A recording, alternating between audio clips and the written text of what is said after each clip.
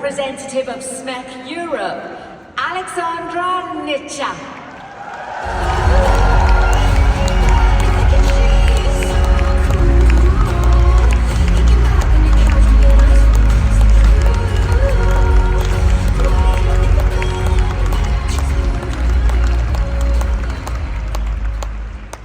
Dzień dobry, Katowice. Good morning. It is truly a pleasure to be here with you today. And honestly, looking at this slide, I think we all have the same question. Can I actually digest this? Because when we think about nutrition, we usually focus on absorption. What enters the bloodstream? What gives us energy and function? But there is one component in our food that behaves completely different. The body cannot properly digest it, absorb it, or directly use it as energy. And for a long time, that made people think it was probably less important. But physiology, the opposite is true. Because this component stays exactly where a huge part of regulation happens, in the gut. And that component is fiber. So let us start at the very beginning. What actually is fiber? Biochemically, fiber belongs to the carbohydrate family, which sounds surprising because when we hear carbohydrates, most of us think of something sweet, like the Polish Paczki, or die Deutschen kennen ja unsere Kinderschokolade, or the Romanian koconak, vagy Magyarországon turorudi. So things the body quickly breaks down and use it as energy. But fiber works differently. It is built from complex structures our digestive enzymes cannot properly break down. So instead of being absorbed, fiber stays in the gut. And that is exactly what makes it so fascinating physiologically. Fiber does not work through absorption. It works through presence in the gut. So if fiber is not absorbed, what is it actually doing? Fiber works directly in the gut. It supports movement, it adds structure, and helps keep things moving efficiently. With too little fiber, transit slows down, stool volume becomes smaller, and some compounds remain in contact with the intestinal wall longer than they should. Sometimes even being reabsorbed instead of eliminated. Certain fibers also nourish beneficial bacteria inside the microbiome and help create a healthier gut environment. So even without being absorbed, fiber actively influences what stays, what moves, and what leaves the body. And that brings us to the next question. How does fiber actually do that? Now that we understand what fiber does inside the gut, the next question is, how does it actually work? We mainly differentiate between two types, soluble and insoluble fiber. Insoluble fiber keeps its structure. It adds bulk, supports movement, and help move content forward more efficiently. Soluble fiber behaves differently.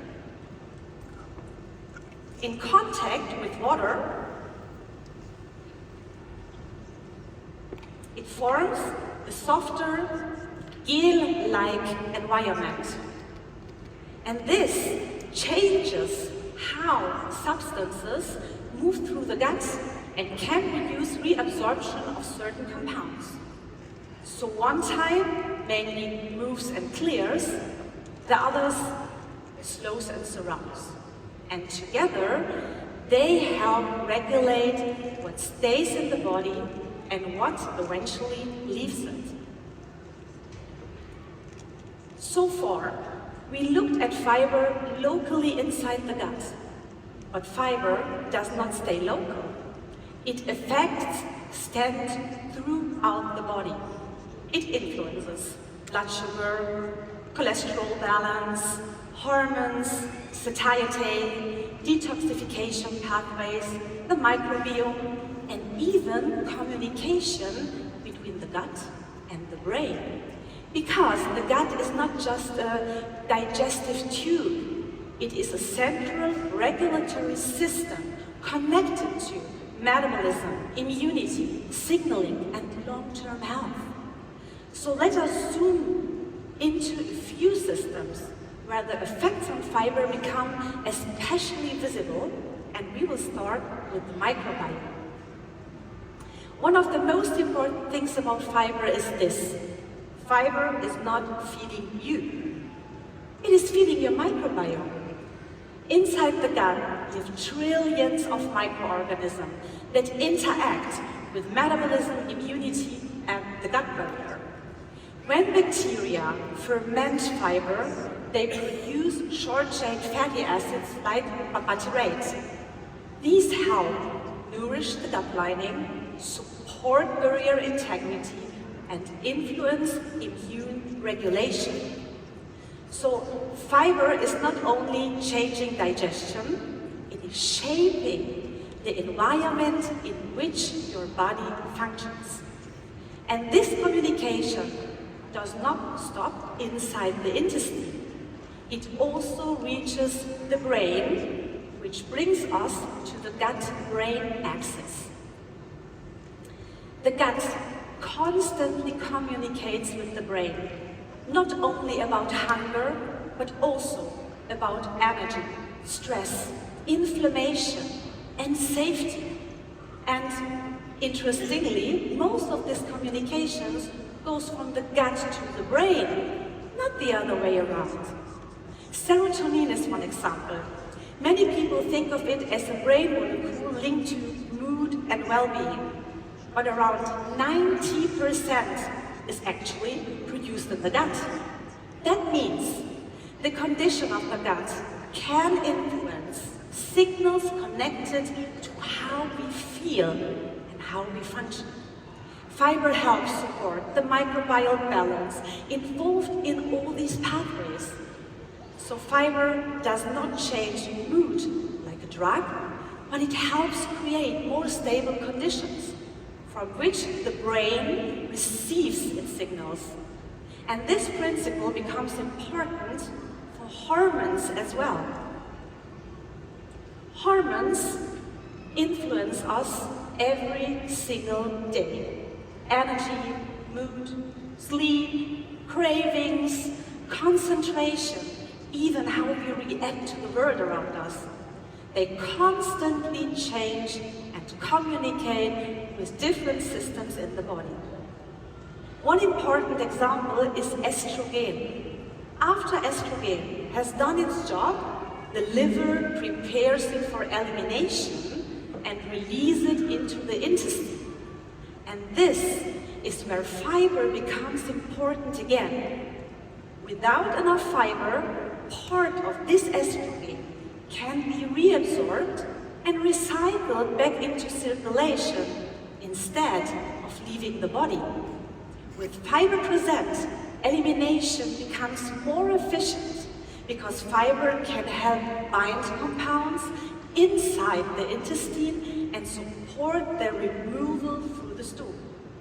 And this becomes especially relevant during phases where hormones naturally fluctuate. For example, during the menstruation cycle, pregnancy, perimenopause, menopause, stress, obesity, or hormonal medication. The gut partly influences whether these compounds leave the body or continue circulating longer. And I think many women, and probably also many men as well here, know that if you ask a woman the same question on different days of her cycle, you may receive very different answers.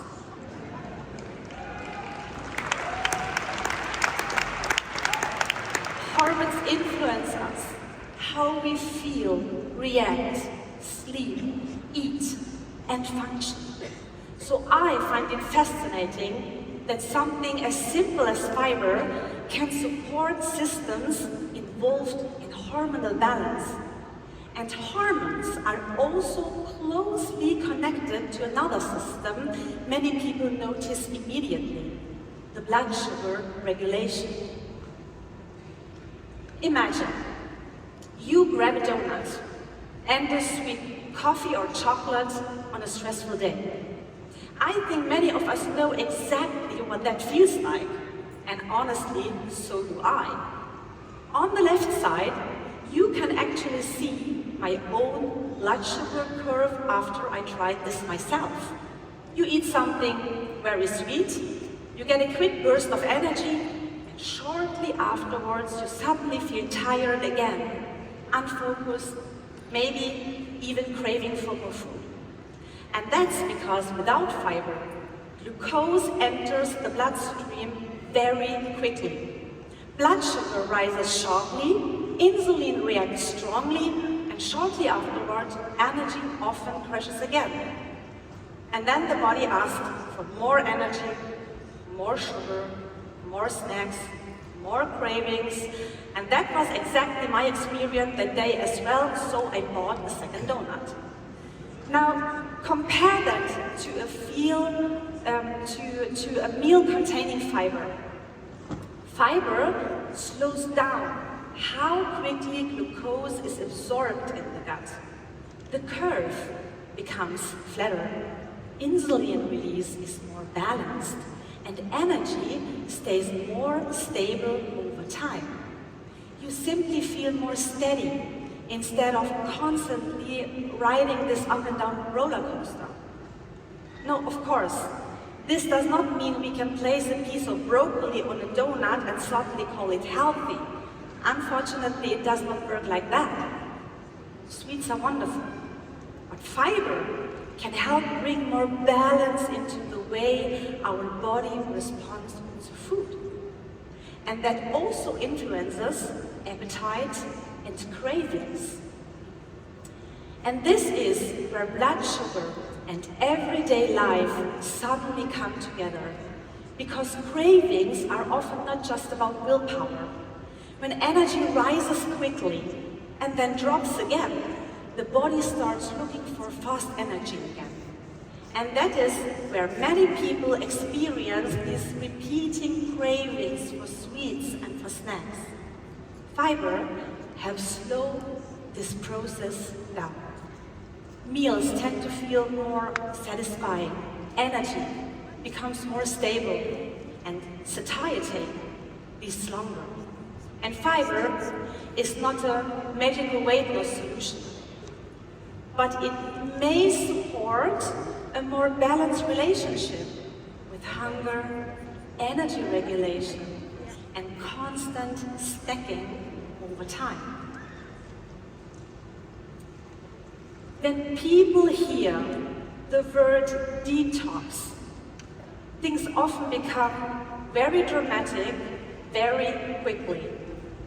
But biologically, detoxification is actually one of the most essential and fascinating functions of the human body. And honestly, I personally find it incredible what the body is capable of doing completely on its own. Every single minute of our lives, every day we are exposed to external compounds through food, toxins, medication, pollution, and the environment.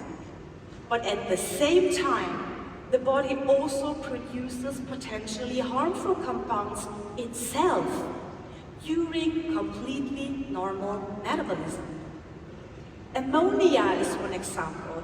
Every time we break down protein, ammonia is produced, and ammonia is highly neurotoxic. If the body could not continuously convert and remove it, we literally could not survive. And this is where fiber becomes important again. Especially soluble fiber can bind certain compounds inside the intestine and reduce their reabsorption. So instead of continuously circulating again and again through enterohepatic circulation, part of them can leave the body through elimination. In other words, fiber helps support and reduce the workload of systems that are already working incredibly hard to keep us in balance. And the body already knows how to do that. But fiber supports the system that protects us. And I think we need to make this a little bit more visible. So imagine this entire hall is a human body. And here we have our bloodstream directly connected to this body. And last year I brought a vessel with me. This year I have a little piece of a small intestine with me. And it's transparent because we would like to see what's happening inside. But one incredible important thing is missing, and that's the microbiome. So let's add the microbiome. And now, let's have a look what happens without fiber. We have a stressy day. We grab a donut, we eat it, and the absorption gets really, really fast, blood sugar rises, insulin response, and maybe after that we will have a really big crash. We feel exhausted, tired, and we need more sugar. And what happens with hormones? Hormones, like estrogen, when they've done their job, they are supposed to leave the body. But without fiber, they stay close to the intestine wall and they can be reabsorbed again in the circulation instead of being eliminated. So I think we have to add fiber to our gut. So let's start with the insoluble fiber. It keeps its structure, it creates bulks, it supports movement, and it nourishes beneficial bacteria in the gut. So I think we have now a more diverse microbiome. So let's make it diverser.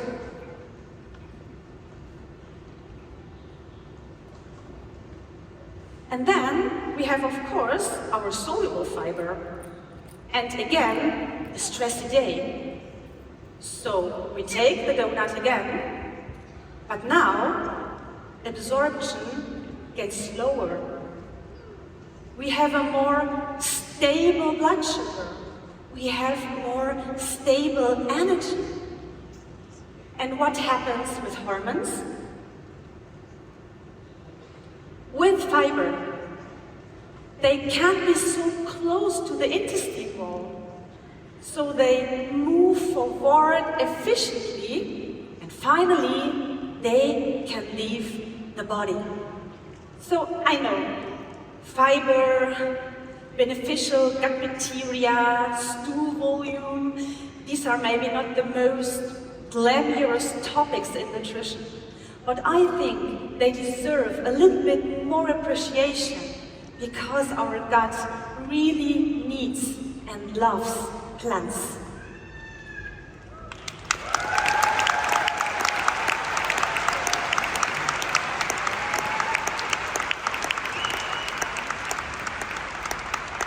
And this is where things become even more interesting, because the effects of fiber do not stop at digestion or elimination. We also see associations on a much broader physiological level. Large long-term studies show that every additional 10 grams of fiber per day is associated with a measurable reduction in certain intestinal cell abnormalities. Intake levels around 25 to 30 grams daily are consistently linked to more protective long-term health outcomes. Emerging evidence also points toward benefits in areas like immune-related skin conditions and inflammatory regulation. And very important, this does not mean fiber is a cure or a treatment, but it does show something fundamental. Fiber influences the biological environment in which our cells function. So let us now look at where we actually find fiber in everyday life. And the good news is, fiber is not something exotic. It is naturally present in everyday plant foods, like vegetables, legumes, oats, berries, fruits, nuts, seeds, and whole grains. Some contain more soluble fiber, others more insoluble fiber, but most plant foods contain a combination of both. And because fiber exists exclusively in plants, it also fits naturally in plant-based and vegan nutrition concepts. But fiber is not only about quantity. Diversity matters too. Different plants contain different fiber structures, and different bacteria inside the microbiome prefer different types of fuel. So one of the simplest but most powerful nutritional messages may simply be this: eat more plants, eat more diversity, and give your gut something to work with.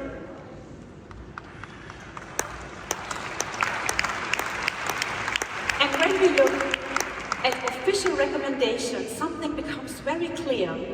No matter whether we look at European or American guidelines, they all end up in a very similar range, around 25 to 30 grams of fiber per day. But the real issue is not the recommendation itself, it is the gap between recommendation and reality. Because average intake is still often only around 15 to 20 grams per day. So we are not talking about tiny optimization here. We are talking about a very common physiological shortfall.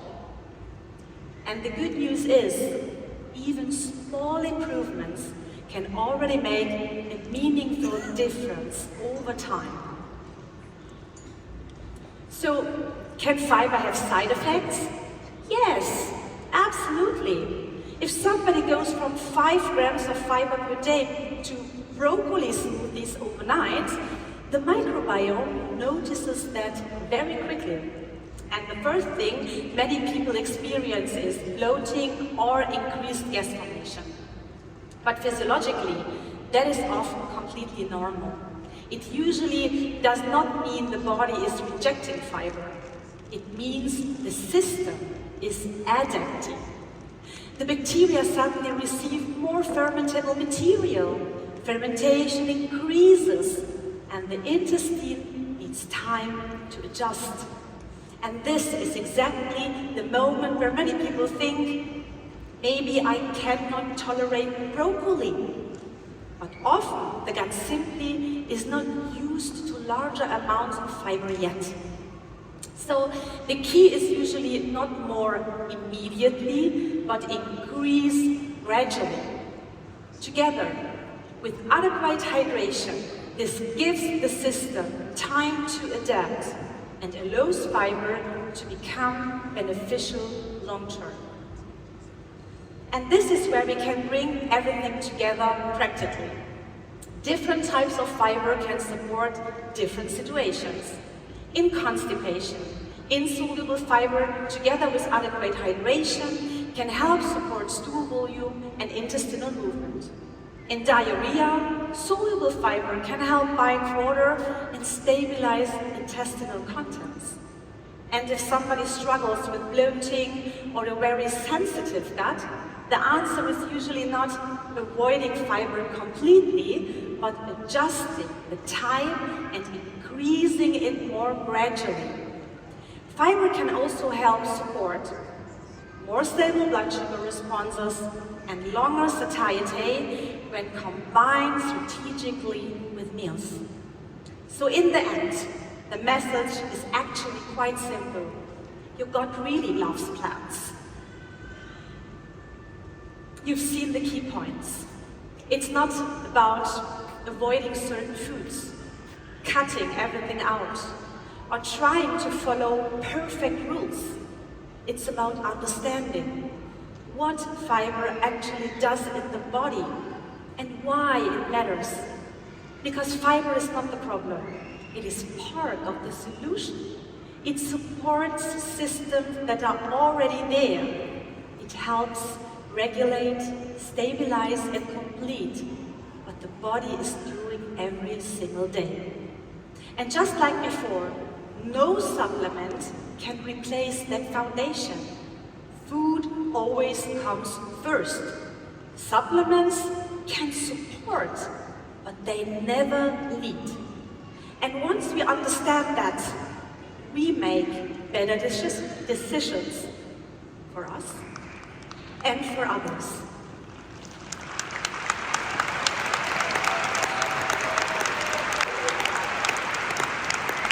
And before we close, let's end this on a slightly different note. At the end of the day, it is not about being perfect. It is about doing things a little better, a little more consistently, and sometimes even with a bit of humor. Because if we can smile about it, we are much more likely to stick with it. So maybe tomorrow, add a little bit more fiber to your lunch. And if you are a doctor or working in healthcare, maybe try to write a little more clearly than this one. And before I finish, one last thing. If you have questions, I will be available afterwards in the Be Renewed area at 2 p.m. and I would really love